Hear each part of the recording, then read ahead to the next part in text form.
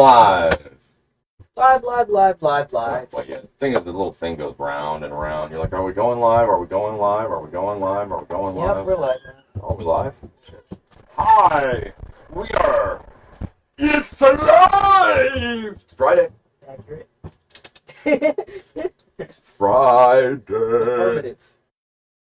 I concur. You concur, doctor. I concur. You concur. I concur, doctor. Concur. We may continue. Right? We may continue the surgery. Remove the polyp. Polyps just sound nasty. Anyways. Yeah, they do sound disgusting. Right? Anyways. But. So does ulcers. Oh, I've done that one. Oh, it's no funny. Worry enough and you too can wear a hole in your gut. Some of it a lot of genetics depending on how. Really? You Yeah. get ulcer from like stress? Yeah, some Or people. anxiety, like Some severe people, anxiety. their stomach shows a lot of their anxiety, and so it overproduces acid, can cause ulcers, esophageal cancer. My plan on how I'm going out, I've been on medicine for my stomach I wanna go out. since I was in my mid-20s. Fuck. Punched in the gut and in Yeah. pain. Oh, man. That was Houdini, could take a punch. he actually like I think his death was fairly like calm compared to what it could have been. No, Compared actually, to like the stuff you know how he died? and stuff. Yeah, he got punched in the gut. Unexpectedly. Yeah. It was. No, I thought it was like, oh really? Yeah, so It was okay, a unexpected. prize fighter comes up and goes, I hear you can take a punch in the gut, and throws it. Not giving Houdini, okay, Houdini could take any punch in the gut. He had taken, If he had enough time. well, If he had. well, you have to, prepare. you have to stress, you have Yeah, to you have to, hold like, your muscles. So he just punched him. Right. And I think there was some talk of maybe a burst appendix as well. Right. So, I mean, it all in all, it was just a mess. Right. Bad situation. That guy was obviously not a friend. Yeah. We're talking today about friends. That first off, how the hell can you afford an apartment that big in Manhattan and somehow none of you have a damn job? And you're always at the coffee shop. Friends are important, man. I have never been really good at that. Friends, you mean? I'm really good at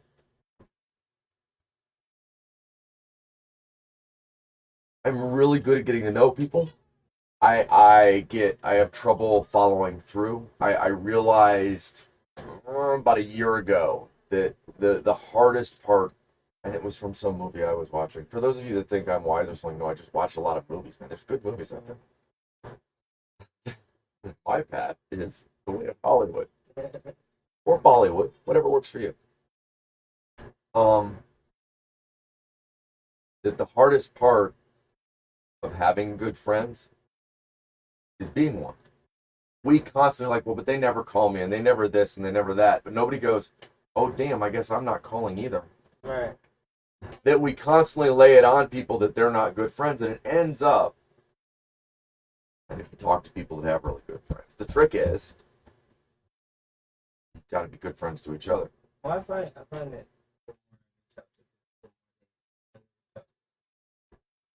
like people that I'm in good contact with that reach out fairly frequently.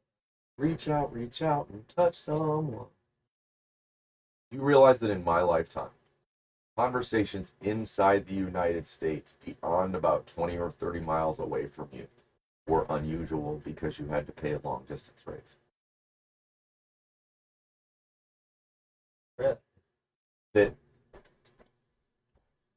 as much as we are at a point in time where, you know what, I can go over here, and I can go clickety clickety clack, and I can talk to people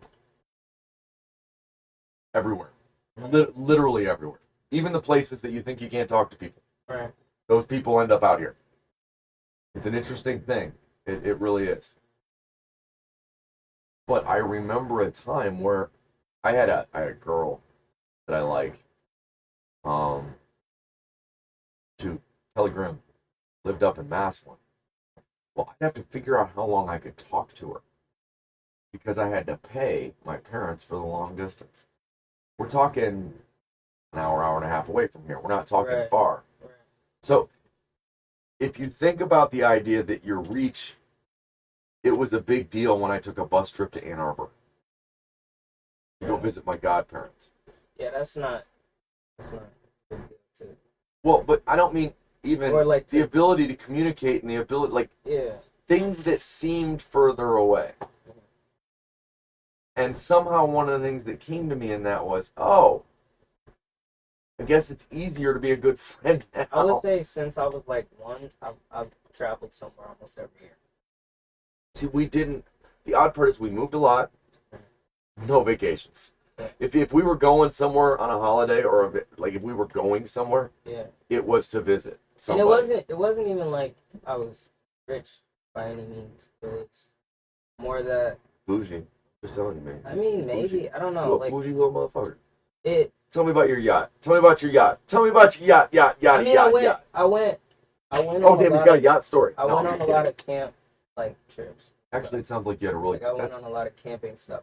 Almost every summer I was at some type of camp. One year I went to 2 of them. That's actually really cool. Actually, no. I didn't go to 3. A couple years I went to 2. A couple years I went to 1. So you have like going away to camp stories. Yeah, I got tons of those. You have like a ton of going Yeah, away I went camp, to embarrassing camp stories. I went to Kappa camp, which was like I had to get my mom started a Kickstarter to get other people to help pay Okay. for me to go there. Right. And then there was another camp that was from it was like related to children's services, and it was a all black boys camp. Mm-hmm. And then there was another one which was the same people that were involved in the other camp. It was a multicultural camp, it was like a leadership camp where like people from all over the place. So they had people from California. There was some people from Africa, people from South Dakota. Yeah, there was white people there. Yeah. Well, sometimes here's a weird white thing. people there. Sometimes when you go multicultural, some people go, well, yeah, but we still don't want whitey there. Right, I get what you're saying. But you know that No, I that's know a what you real mean. thing. I know what you mean. Definitely, it was. I think L.A., Columbus, and Chicago were like the main 3. Yeah. And then No, they had some that's a big people. 3 They had some country. people from New York, and then they had some people from South Dakota. There was a couple African kids right. from South Dakota. But yeah, it was. That's an amazing. It's like so. Yeah. I think the more friends you have. And Wisconsin. Cheese, baby. And I bought some good cheese in Wisconsin. I didn't even think there was anything other than white people in Wisconsin. They somehow managed to find like the non-white people in Wisconsin. I was like, my mind was blown. It was every state has everything. No, I know. I'm to aware of that. some extent. Just, now, the funniest for me. Yeah. Was I was in South Dakota. Uh-huh. And I was working a job. And the Dakotas are known for where we ran the Indians off to because Native Americans, off to because we marched them all that way. Anyways, right. So there are still reservations up in that direction. So when my labor ready got there was a young guy of Native American descent and a young guy straight from Mexico. Okay. And so we got to working and we got to talking and I said, so I understand why you're here. Right. You know, you live on the res. And he's like, yeah, I live on the res. And so does he. And I'm like, so there was a Native American guy and a guy straight from Mexico. So I looked at, and I don't remember his name. Were both of them native or was No. One guy was Mexican. The guy from Mexico was like a guy that had come across the border and stuff. Okay, cool. And this was the extent of the story I got out of him. I was like, so I understand why you're here. Why? But how the hell did you get here? He's like, he's a very long story. He's not worth telling, but now I'm home. This is my brother. You know, it was, and I didn't mean that in any offensive way, that accent. It was just, he was so laid back. We may have found a moment where we were alone and all 3 of us had felt the need to be properly medicated for anxiety. And so we were pretty loose about it all. I remember when they did the all black camp in Wisconsin. And I remember on the bus ride home, we had a game where we tried to find a black person. And the one time someone actually spotted someone, They were looking at their reflection. I have driven I through swear. Wisconsin with black people. Thank No, you. no, but we weren't going through big Dave, wherever cities you and are, I hope stuff, you're doing but, well. it was just pretty funny though. It was simple child humor. It was friends. No, there's no Yeah, offense I there. was playing around. So you talk about being in a situation where you can't see anybody that looks like you. So the second host family I lived with, um, they were loaded. They had chicken farms, they had pig farms. They were one of the first people to have dairy cattle in Thailand. I mean, it was not a bad setup, but they were very hands-on. So we'd go out to the chicken farms and we'd load up, I don't know, 400 or 500 chickens on the back of the pickup truck. Okay. And we'd start off sitting on the very top. I would sit up there with the farm hands, and then we'd go to the villages and deliver chickens. Yeah. Like they'd get how many crate? It's like how many crates of chickens do you need? There's 10 chickens to a crate, and I'm telling you, I'm good. You can get 10 chickens, 5 in each arm, 1 leg each, and I've done that. And then you take them over. There's a hole in the top, but they're too stupid to get out. So you just fill them all in there. Okay. But this is 89, 90. And little children yelling, Falang, Falang, Falang, chasing after the pickup truck. Mm-hmm. Literally amazed by the sight of somebody that didn't look like them. Yeah. Because they had never before. And so you'd go around these little villages. It was a very surreal experience. I'll say that I don't think I've met. I know that they're in Columbus, but I don't think I've met face to face like a white person who like had some weird opinions about people of my complexion, right? You haven't run into any racists? No, not in Columbus. Like I've heard So- of like, hey, that person over there, don't go over there. This like, is why I've heard race. of- I've heard I'm of that going to stuff, explain but why it's- Midwest No, race. but what I'm saying is, once I left Columbus, Mm-hmm. there was some weird stuff going on at some McDonald's, man. Like where me and my friends would, just it would be McDonald's, literally. Okay. We walk McDonald's into just didn't make me and my sense to friend- everybody. No. Me and my friends would walk into McDonald's, Okay. and then we just get these looks like they had never seen black people before. Oh, absolutely. Like just it was full of white people, and they would just look at us like, what? Why Well- is there what? Like it was just interesting. Like that's my best experience of race. Like I've never really experienced like direct anything. I've heard. So here's the problem with racism in the United States, North versus South. And you've heard this. You brought this up. Yeah. The advantage of being black in the South is you know they're racist. You know. They're open about being racist. Yeah. They're like, yep, I'm a racist. I'm It's not like racist. it's like, by the way, hey, don't cut you this stay up. over there, do your thing. I'm gonna stay over here, do my thing. We gonna stay out each other's way. And Generally. you just told me I've never run into that in the North, and I know there have been times I've had to look at people and go, yeah, you can't say that. That's not how that No, works. I've had off color comments, but I've never met someone who I felt had like hatred toward, like Simply had, because exactly. Like I've never felt that. I guess from what a I guess person, what at I'm least. trying I don't to know. point out is I sometimes feel like my big thing is you're all racist on some level. In other words, we judge people based on what they look like.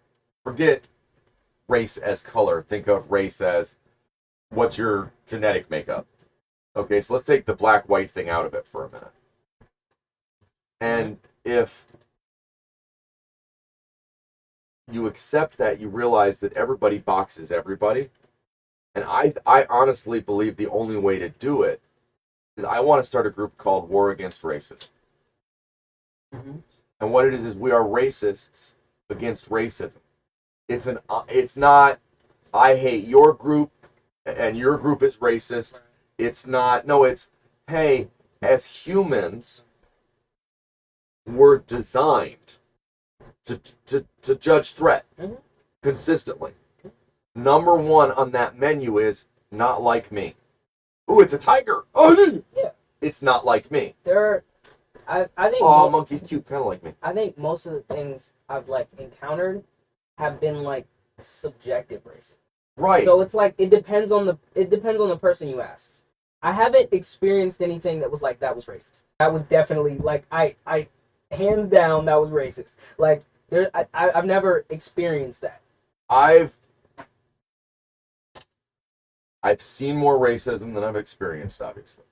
But I've told you, no, I was on site and there was a younger couple working with me and an older gentleman.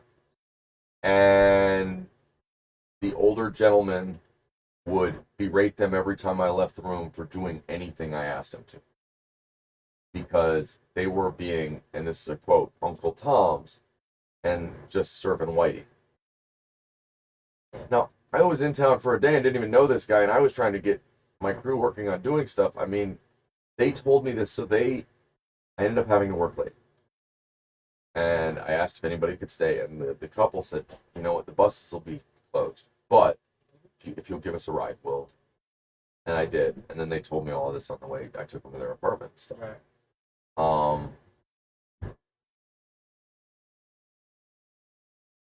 I have seen other cultures where they're as racist or more racist.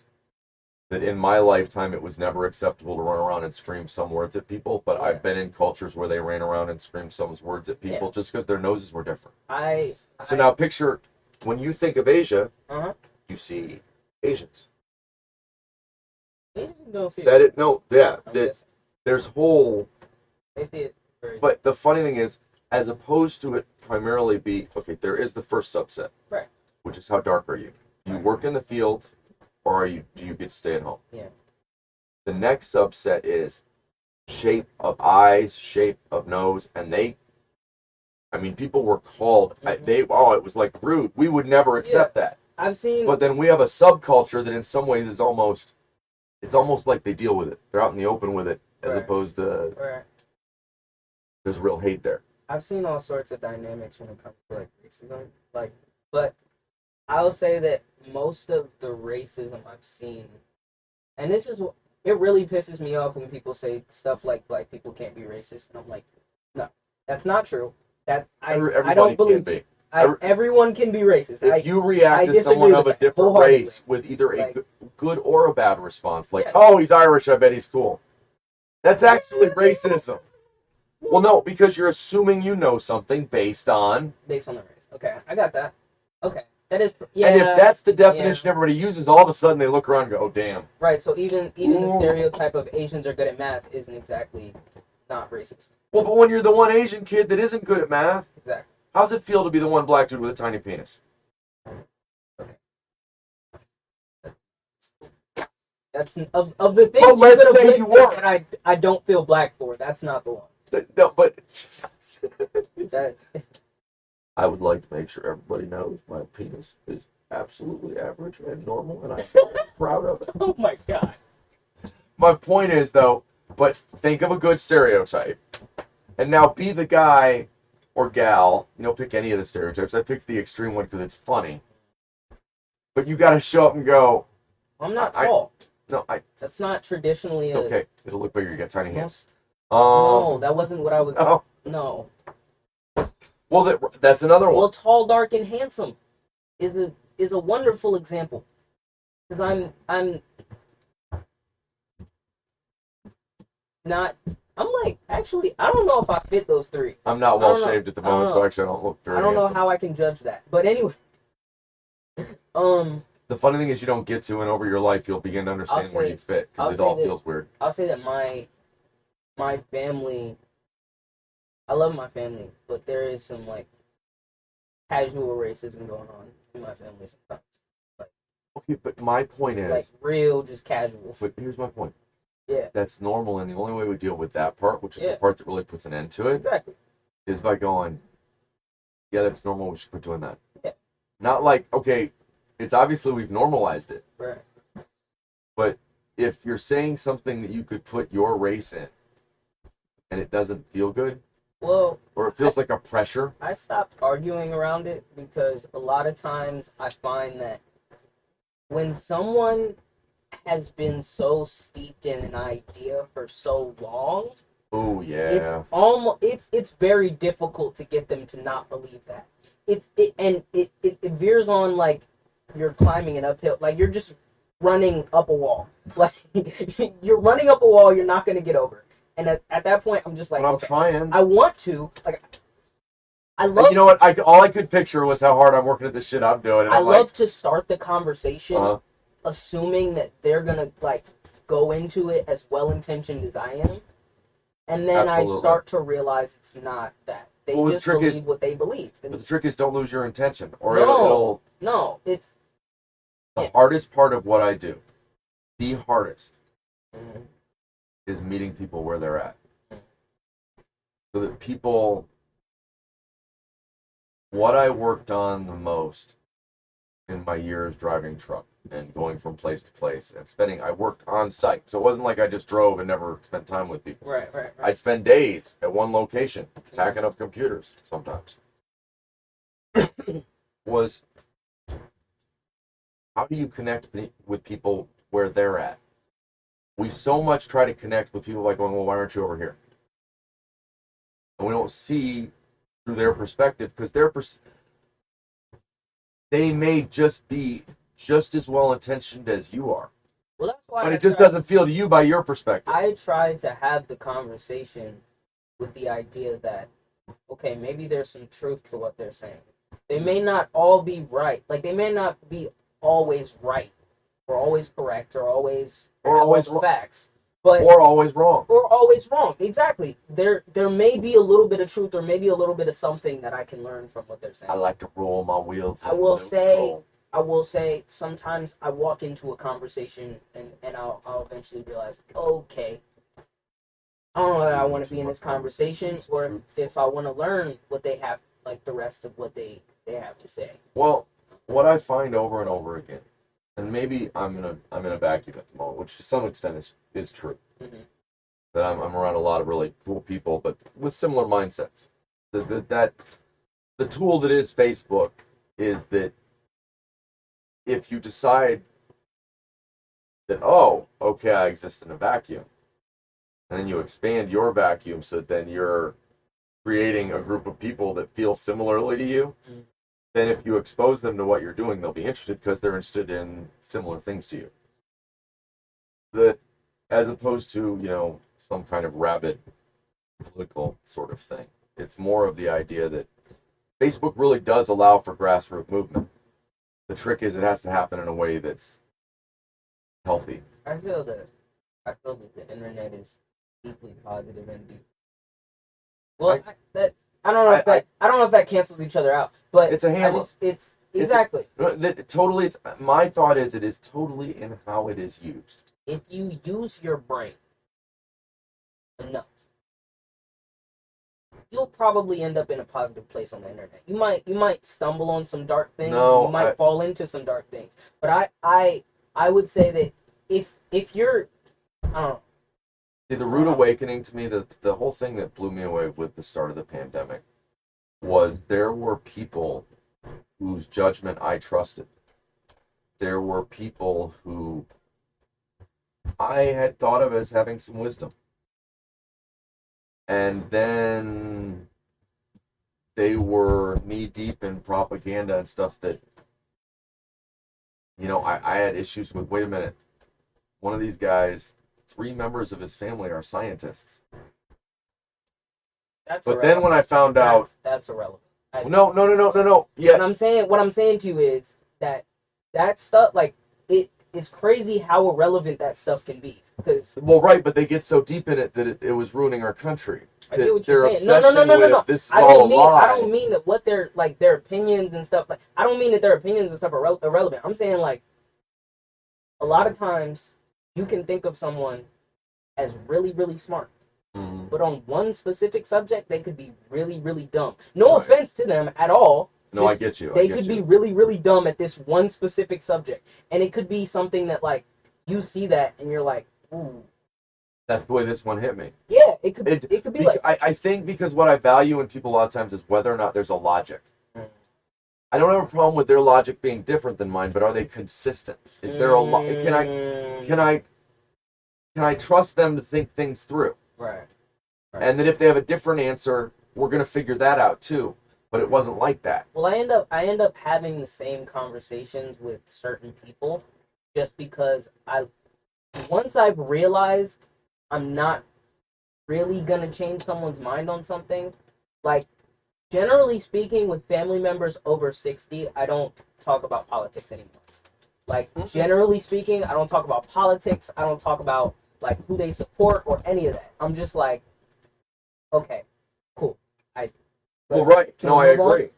Well, Because it's like well, I don't yeah, especially if I've had the conversation before and a lot of what came at me was a lot of stuff that I'm like I'm not sure that us having this conversation is going to lead to right. you changing my mind or me changing your mind. Have you ever had that friend that you get along on every subject, so you're trying to steer away from the one subject, and they always want to go to it, and you're like, Yep.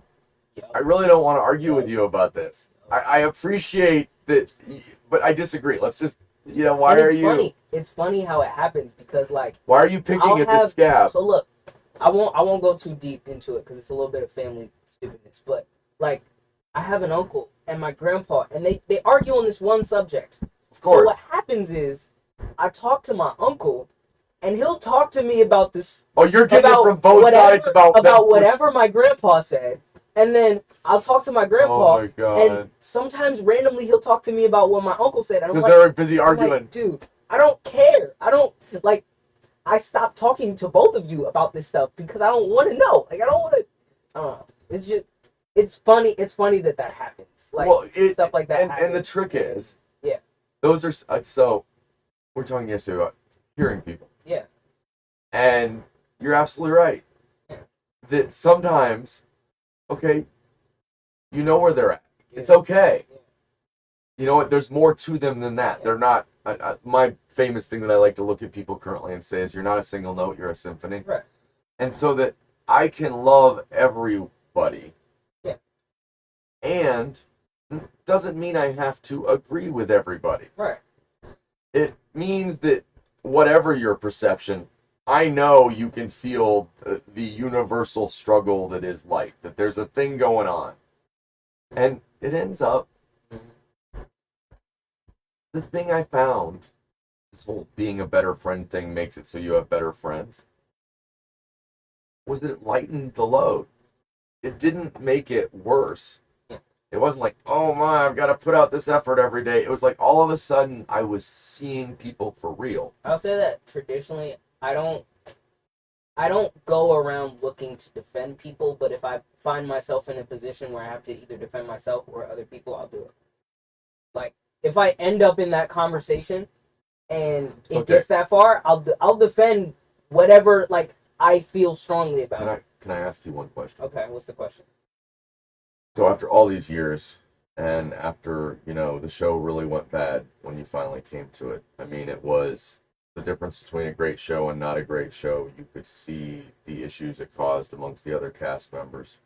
Do you feel bad for ruining Scooby-Doo? No. Oh, I'm Scrappy! I'm Scrappy! If I got to, I'm gonna hurt some Scrappy. Let me out! Let me out! Let me out! Scrappy did not ruin Scooby-Doo. They ruined it when they changed the animation style. They did actually. It wasn't Scrappy I that actually ruined liked Scrappy, but but there was a timing issue. Scrappy's over there going, it wasn't me. I It remember wasn't them me." blaming Scrappy though. Yeah. The best is, I called him Scrappy, and then he defended Scrappy. He's like, "Arr, arr, Yeah. arr." I like Scrappy actually. I actually like Scrappy too. He's cool. I like, those are some good friends. I mean, you think about it, Scooby-Doo? yeah, Shag and Scooby, obviously stoners, always hungry and everything, but I don't, Velma I think Velma kind of hung close, so maybe she was a smoker too, but I never got the feeling that it wasn't Fred and Wilma. I want to say Fred and Wilma. And Velma, no. I forget the other one. Who's the other one? Daphne. Daphne. I get the feeling Fred and Daphne were kind of square. I mean, Fred he had an ascot on. Who runs around solving mysteries with an ascot? It's weird. It was always weird to me that they like did the Daphne and Fred thing because like Fred always like Came across struck me as a little You know? Well, that he may have. It is a weird group, though. They were very accepting of each other's foibles. Yeah, They carried Scooby snacks to bribe. I right? mean, they literally They carried did. bribes. They did. It works, for those of you that wonder. They didn't. They just. Scrappy's doing much better now. As you can see, he now works at a computer. I give him treats occasionally. I go, how many Scooby snacks do you want? I shall not be compared to a dog.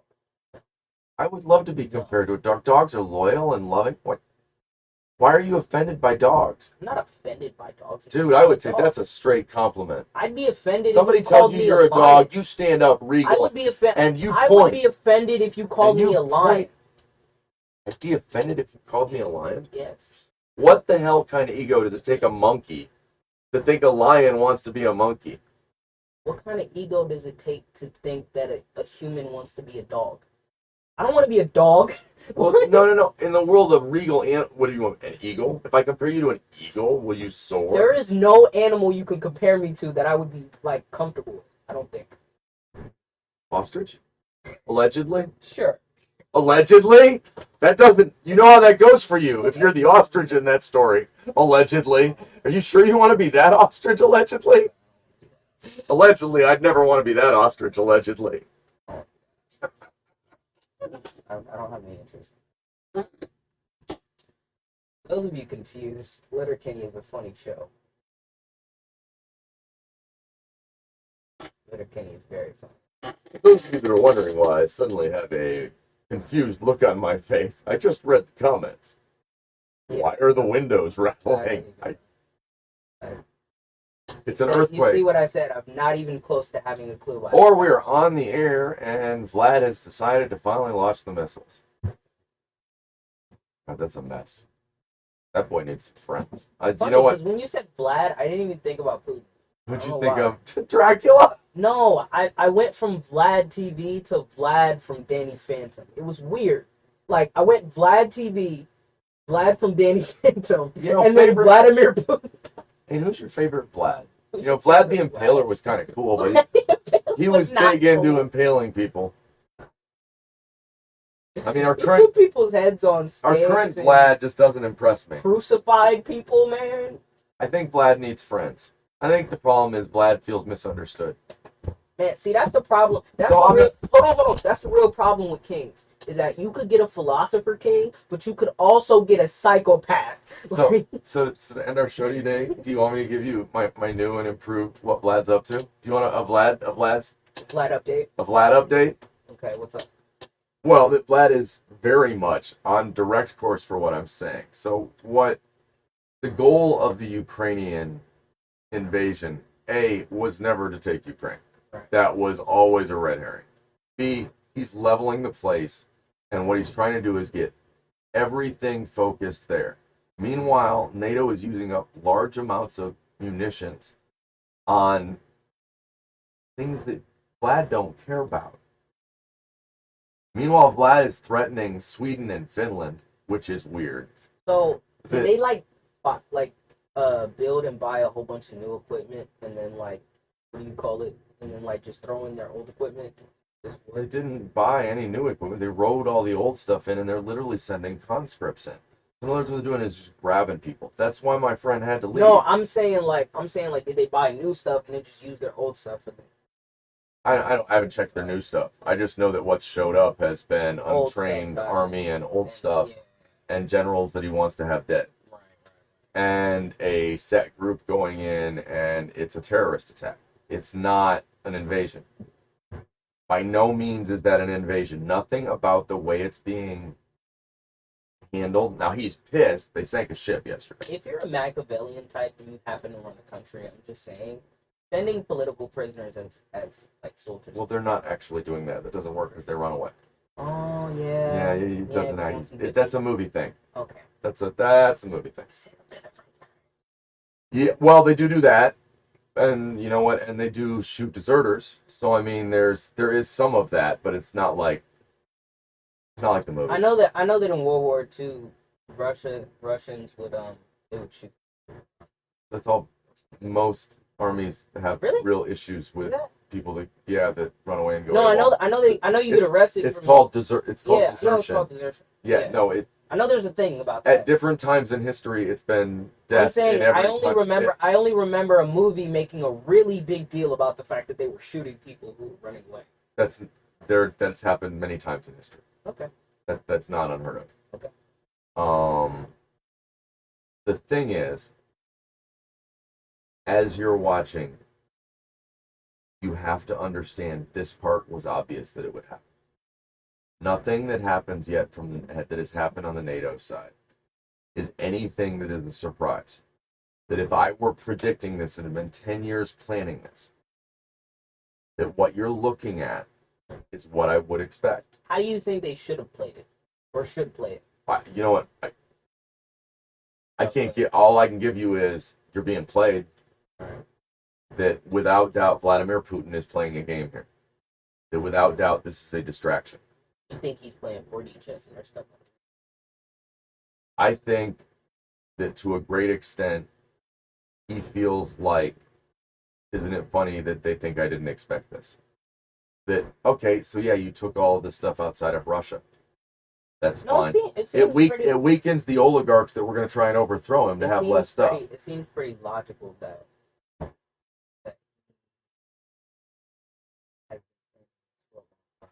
seems pretty. Well, he seems like the type to have plans and wait a minute, execute them over a long period of time. So I got to speak with somebody that lived there and moved after, so that they couldn't be conscripted. That's all I want to say about that.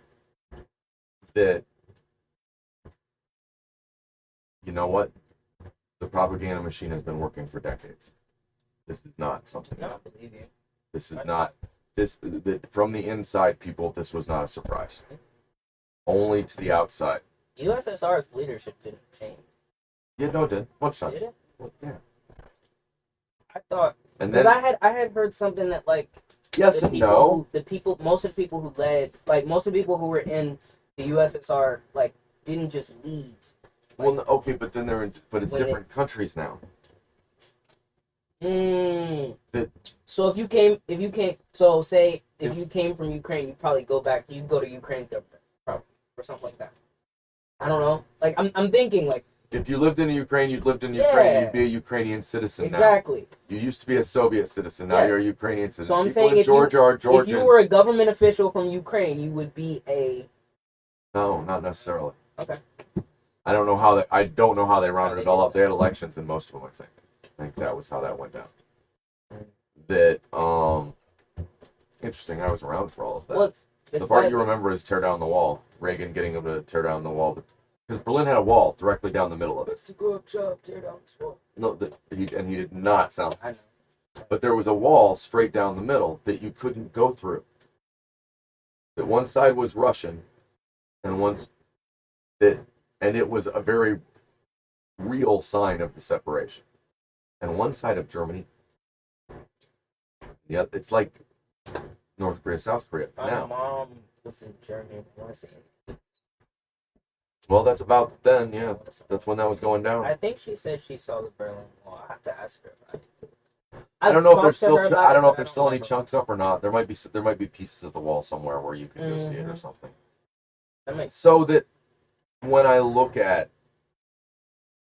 how self-impressed and Vladimir Putin is with his whole plan, that this is going. If you spent 10 years making a plan and you didn't plan for this, then you're not Vladimir Putin, because that doesn't fit with the way he's handled things previously. So unless he's totally off his rocker, everything points to this being distraction as opposed to true invasion, because you don't level things you want to keep, and he started leveling from the beginning. So yeah, that's a good point. That's why at the very beginning I knew. When I'm playing strategy games, I don't tend to raise cities unless I want the money. I don't care about the city. Well, and you don't rape and terrorize. That this is a terrorist attack. I think the plan is to fall. I think in the end he'd like to fall back and have Donbass, and he doesn't want to lose Crimea. He wants his access to the sea. Is what that's about. maybe I don't think he expected them to sink one of his biggest battleships yesterday. His son going to the big battle. Yeah, blew her sky high. She sank. I mean, It's pretty cool. they managed to get the munitions on it to blow up, And not for the people on it. But no, I don't know that situation. But if what you are is inside Russia buying into that, the bad people have killed how many people? He's playing a game, and now he's not even really killing Russians. He's picking up the Ukrainians where he's at and making them go to war, right. which suggests he doesn't care about the outcome. Because if what you really cared about was outcome, You would get your best people. you wouldn't leave convoys parked for weeks waiting for somebody to shoot to blow them up. That makes sense. It's like not the most efficient part. If he really wanted to go to war with the world, I think he could. Well, I'm not gonna say he could do it, but I'm saying like I think he would do it very differently if he really wanted to start an all-out war, like World War III. You know who I think we should be watching. I know who I think he made the deal with. This is all planned. And right before this all goes down, Emperor Pu Ping heads off to Russia and they meet. Right before all of this goes down. I can't be the only one that sees all of this and isn't like, come on. Good question. BRICS is the economic thing, right? BRICS. You never heard of BRICS? I believe it's, I want to say Brazil, Russia, India, China, and South America, or something. Hold on. Well, Not right now. Yeah, I'll look it up. They're connected. But they're connected somehow. That's very. I want to okay. say it's either. I think it's economic or something like that. Which is why you had said that India is supporting Russia. They are. And I had thought about that, and I was thinking about that stuff. That India is not okay. So here's the problem. India isn't so much supporting Russia, or at least helping. There's a fire sale on coal and oil coming out of Russia. So here's the play. You jack oil prices to the ceiling by invading Ukraine. And then, for more than you were going to sell it before, you actually make additional profit. You're selling it for less than anybody else in the world, but you jacked up the price. Oh, it's that monopoly thing. You got it, baby. Yeah. You got it, baby. Economics. So what happens if you push up the price of oil? Yeah. And so the oligarchs inside are like, cool. None of that matters because we're getting it all back. Right. I got agreements with India and China to sell all the oil. That also helps appease the oligarchs who wanted to overthrow him for it. I don't think the oligarchs ever wanted to. I think there's a game. Oh, they did. I think don't trust anything you think you know from inside Russia and about how that leadership's going. I have no clue. I have no idea. Like, no, but I'm just guesstimating. But as far as the reason why the oligarchs are not feeling that way, right, is because this has always been a plan. Right. If they're in on it, that's why you keep seeing them going, don't worry, we got this. You know what? When we're done with this, you can have Ukraine or Georgia. You can have whatever country you want. Don't worry. I don't know what direction they're going with it. Right. The hardest part is so the way world wars work is they always start with coalitions. Yes. Once people click up, then arms races starts happening. Well, the arms races are already, that part's easy. Like Now, and to top it all off, Russia's already said nukes are on the table. They have repeatedly said nukes are on the table. Now the question is, I don't tend to think of Vladimir Putin as a bluffer so much as a conniver, but I don't know. It's a weird. And so what if tomorrow the internet was gone?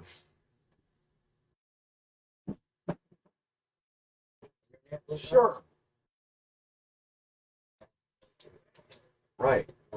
All of our TVs, it's all connected now, baby. That don't work either. What are you talking about? We blew out the whole network, man. Pulse bombs. Kills all the electronics. You're talking to nobody. Is the Are the networks like that centralized? You don't need it centralized enough. And actually, we have huge. I would be more The worried funny thing about is, like New Albany our is of city. interest because of all our server I'd farms. be more worried about the city getting leveled. What's the fun in that? That doesn't. If you can learn anything from Putin's outlook, it's chaos. That if I'm the one in the middle who knows what's going on and I create a fire, I'm the one that then goes like this and gets what I want. Yes, that's how dictators and Well, no, it's how humans. traditionally, yeah. It's how humans work. What do you mean? You know what? I got a little something in this hand. I got a little something in that hand. We deal. We wheel.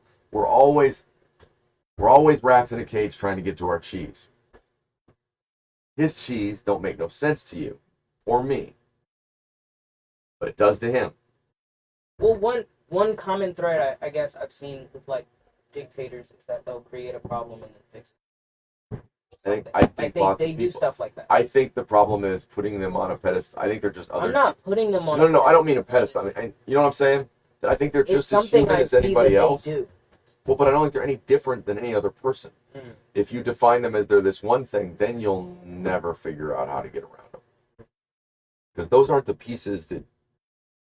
Those are the walls in that person. You know, Well, it makes sense. How did we end up on Vladimir Putin on the Friends episode? To some extent, business people do the same thing.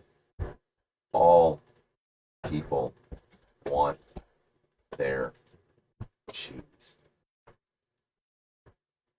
You've never done anything because you wanted your cheese, and if you lied a little, or if you just didn't do something you said you would, or you've never done that, everybody's after their cheese. It's what drives us. We're attached to it. Now, there's a million different kinds of cheese, thankfully, but we drive ourselves crazy with the attachment of things that trying to get constantly but I need more, because none of that ever satisfies. He's not satisfied now, I guarantee it. But the question is, how do we get to Vladimir Putin and his good friend Emperor Pu Ping on a show where we're talking about friends? And the reality is, I think Vladimir Putin needed more hugs. He needed better friends. Somebody that told him, dude, that's not right. That real friends, like the good friends that you dream of, aren't the ones that tell you, yeah, that's perfect every time. I got a wonderful tip. Padme was a terrible wife. If he would have said something to Anakin, I swear Darth Vader would not have existed. Right? If she would have been like, yo, what you're saying is a bit wild and I'm scared. That's a little bit wild. And meanwhile, you watch the movie, it obviously turned her on. She's obviously that's one of that and when the kid's 6 is the only time she looks remotely like she's acting, and I love her as an actress. And the acting is concerning, I guess. And I know it's acting. I'm not saying that about but that's a weird movie at points. I don't think she was ever 18 in those, because she got cast in that role when she was like 12 or something. Like, she got cast in that role young, I think. Yeah, but she was older than that. She was like 16. She was like, okay. So by the end, she would have been. Okay, yeah. By the time they have her, like. By the time they have the last kissing and I think by that point they're all. The point is, and Vader too. The Obi tribe. Obi. That the trick to being a good friend is being there for people, hearing them, literally, as we've talked about this week. Making noise with them. That we need to feel that connected nature. Even though it's a thing that causes both of us anxiety. That the biggest lesson in, seeking therapy actually, or in what I've learned over the last year is, I know you feel alone. I know you feel alone. I feel alone. That alone is a part we deal with. That it's hard feeling like, yes, you're part of everything, but at the same time also you're separate from everything. I think I can tie in the whole Putin thing with the friends thing. I think in general, to be a good person, you have to always say what has to be said. And Vladimir Putin a Phoebe? if you're talking to your I don't, I've never watched Friends, so I don't get it. But I don't get the hype really. But if your friend is saying some things and they sound a little crazy, just be like, hey, I sound a little crazy. Let them take it however they will, and make sure you're like compassionate about it and you're understanding. But like, you have to say what has to be said. You have to communicate. You have to talk. You have to, hey, I don't know if I can be friends with you if you're gonna be doing stuff like this. Right. Or hey, I don't want to put no pressure on you. I don't know if that's a little suspect. I don't know. That's a little weird. I what really you just don't did, know you know, if, like, as a kid, did Vladimir Putin need beaten more or less? I'm not sure. I don't have the facts on the beatings, but I don't know which adjustment. Like, you know what I mean? Like, oh, maybe there were too many beatings that made him that way, or maybe he was a spoiled brat. Or I think to some extent it's irrelevant because there's been some people that have like never been beaten and turned out terrible, and there's other people that never got beat and they turned out wonderful, and vice versa with the other one. I didn't get beat, but well, here's the reality. The beatings will continue until morale improves. Now, on that note, there's one more thing I gotta do for a very special friend. Because it's that time of year. Happy birthday, dear Ross. Happy birthday, Ross. Happy birthday, birthday, birthday. Today's your birthday. My good friend to the end. When things go bad, we always mend. I'm tired of the money you always need me to lend. Oh, no, wait. Happy birthday, little man. I want to say thank you, but my ears hurt. Happy birthday. Even in a can. Would you like to come sing happy birthday? Come here, we have another singer. Come here for a minute. Young Bentley, can you sing happy birthday to Ross with me, sir? Come on a 1, a 2, a 3, a 4. Happy birthday, dear. Oh, to you? Yeah, sure. What did you? To you. Should we start over? Oh, we'll start over. Okay. Happy birthday to you. Happy birthday to you. Happy birthday, dear Clyde. Oh, we start over. Okay, we can do it again. Happy birthday to you. Happy birthday to you. A happy. Can you give me a happy? A happy. Say happy. Say happy, and I'll let you go. And a happy birthday.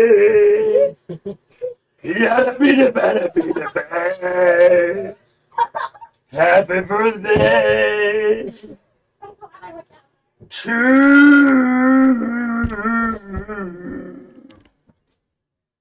you. Thanks for being here, brother. You're a great friend. Think about how far we've come.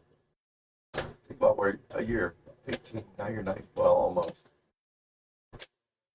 What a long, strange trip it's been. But you have a great weekend. We love you. Have a good one.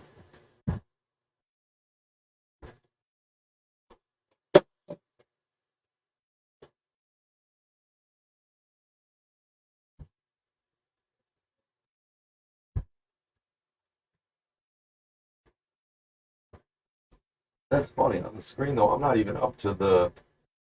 I don't even have the mic in my hand yet. That's crazy. What's it doing on your screen?